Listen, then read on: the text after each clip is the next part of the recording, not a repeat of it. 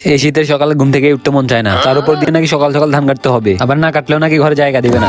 আসসালামু আলাইকুম গাইস, কি অবস্থা সবার? তো আপনারা হয়তো জানেন যে আমি একটা ধান ক্ষেত করছিলাম, আর ওই ধানগুলোকে দেখতেছি পেকে গেছে, তাই এগুলো কাটতে হবে।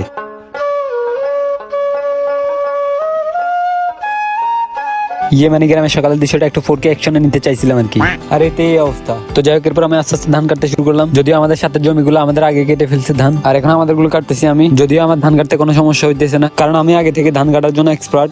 আর আমার সাথে আমার ছোট ভাই আছে, সে তো আরো এক্সপার্ট। আসলে সে এতটা এক্সপার্ট যে ধান কাটতে গিয়ে হাতের আঙুল কেটে ফেলছে।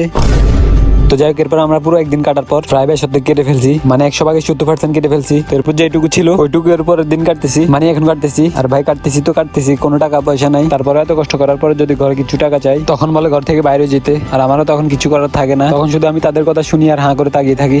আসলে কি বলবো, তাদের কথা হচ্ছে যে ঘরে থাকতে হলে কাজ করে খেতে হবে, এটাই নাকি তাদের নিয়ম। তো যাই হোক গাইস, কি আর করার, ধানগুলো কেটে বাড়িতে নিয়ে চলে আসছি। এখন মেশিন দিয়ে এগুলোকে আবার নিতে হবে, তাও আবার আমাকেও থাকতে হবে, কেননা যার মেশিন সে নাকি লোক নিয়ে আসে না। এখন আর কি করা, তাদেরকে এখন আমি হেল্প করে দিতে হবে। আমি ধানগুলো ওনাদেরকে আস্তে আস্তে নিয়ে দিতেছি। আর এখন উপরে যে মেশিনে ধান দিতেছি সেও আমার কাকা হয়, যেহেতু যার মেশিন সে শুধু একলা আসছে, আর সে শুধু একলা কোনো এই ধানগুলো নিতে পারবে না, তাই আমি আর কাকা সহ তাকে হেল্প করে দিতেছি। যদিও মেশিনগুলিতে ধান নিতে সাবধানতার সহিত অবলম্বন করতে হয়, কেননা আমাদের এদিকে দুইজনের হাত নিয়ে ফেলছে এই মেশিনগুলি। আর এই জন্য শুধু আমি মনে মনে ভয় পাইতেছিলাম, কেননা একটা দুর্ঘটনা সারা জীবনের কান্না হয়ে থাকে। তো গাইস, আমি এত কষ্ট করে একটি ভিডিও বানিয়ে থাকি, আর সেগুলোতে আপনাদের কোনো রেসপন্স না ফেলে আমার কাছে খুবই খারাপ লাগে, কেননা আমি একটি ভিডিও বানাইতে আমার অনেক কষ্ট হয়, আর সেগুলোতে আপনারা কোনো রিঅ্যাকশন দেন না। তো যাই হোক গাইস, এই ভিডিওটি যদি আপনার কাছে ভালো লাগে তাহলে লাইক কমেন্ট শেয়ার করে দেবেন। পরবর্তী ভিডিওর জন্য অপেক্ষা করবেন। ধন্যবাদ।